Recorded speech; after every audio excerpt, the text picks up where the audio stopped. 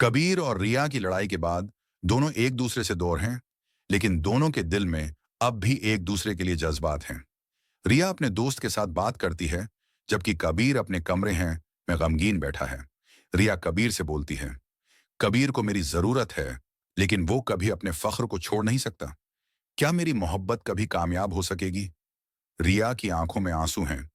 कबीर रिया से बोलता है, मैं जानता हूं कि रिया को मेरी जरूरत है, लेकिन मेरी अना हमेशा मेरी राह में आती है। क्या मैं अपनी मोहब्बत को बचा पाऊंगा? कबीर का चेहरा गमगीन और परेशान है। मंजर बदलता है। कबीर और रिया की मुलाकात एक बाग में होती है, जहां दोनों को एक दूसरे का सामना करना पड़ता है। रिया कबीर से बोलती है, कबीर, हमें अपने फर्कों को समझना होगा। मैं तुम्हारी इज्जत करती हूं, लेकिन तुम्हें अपनी अना को छोड़ना होगा।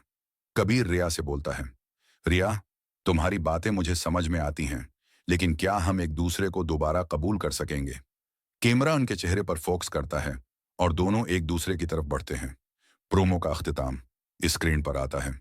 क्या कबीर और रिया की मोहब्बत दोबारा जिंदा हो सकेगी? देखें अगले हफ्ते।